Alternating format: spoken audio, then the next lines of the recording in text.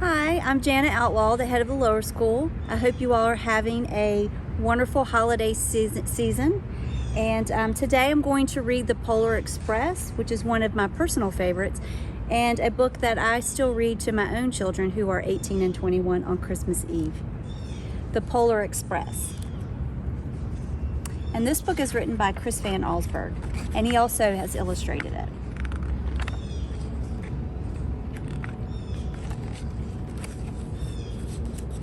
On Christmas Eve, many years ago, I lay quietly in my bed. I did not rustle the sheets. I breathed slowly and silently.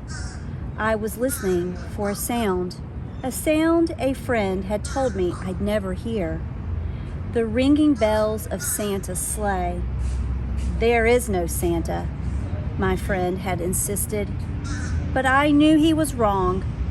Late that night, I did hear sounds, though not of ringing bells. From outside came the sound of hissing steam and squeaking metal. I looked through my window and saw a train standing perfectly still in front of my house.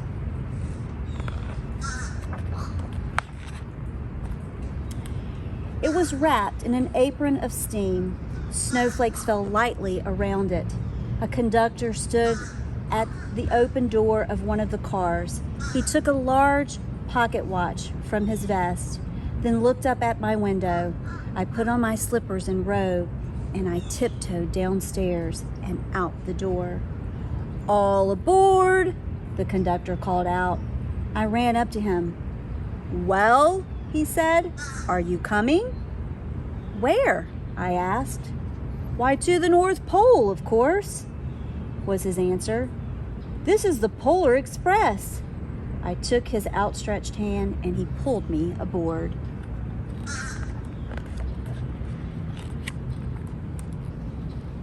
The train was filled with other children, all in their pajamas and nightgowns. We sang Christmas carols and ate candies with nougat centers as white as snow. We drank hot cocoa as thick and rich as melted chocolate bars. Outside, the lights of towns and villages flickered in the distance as the Polar Express raced northward. Soon, there were no more lights to be seen. We traveled through cold, dark forests where lean wolves roamed and white-tailed rabbits hid from our train as it thundered through the quiet wilderness. We climbed mountains so high it seemed as if we would scrape the moon, but the Polar Express never slowed down. Faster and faster we ran along, rolling over peaks and through valleys like a car on a roller coaster.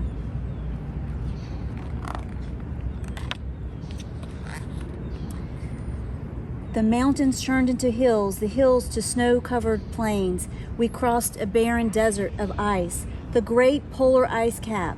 Lights appeared in the distance. They looked like the lights of a strange ocean liner sailing on a frozen sea. "There," said the conductor, "is the North Pole."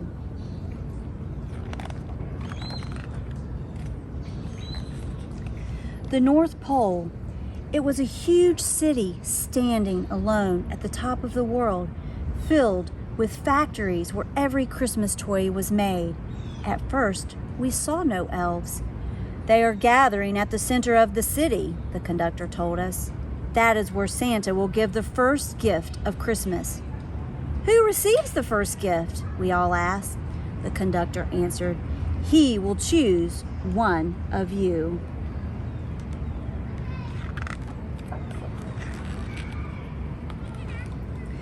"Look!" shouted one of the children.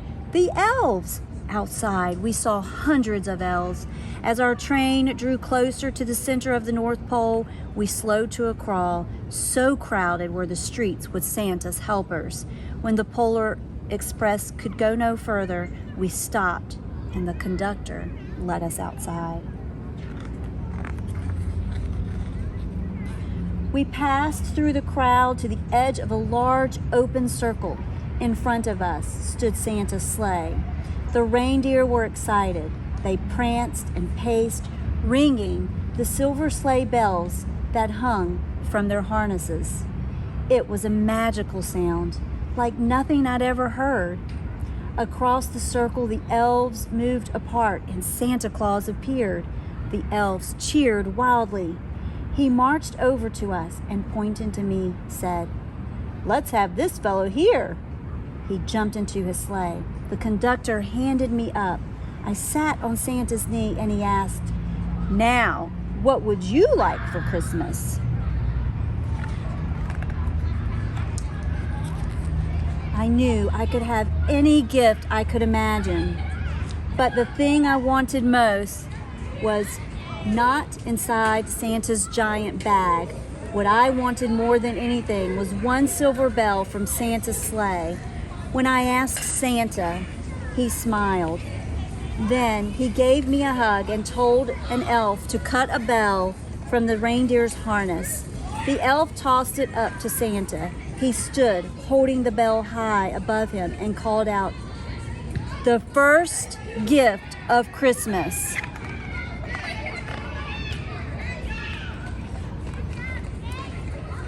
A clock struck midnight. As the elves roared their approval, Santa handed the bell to me and I put it in my bathrobe pocket. The conductor helped me down from the sleigh.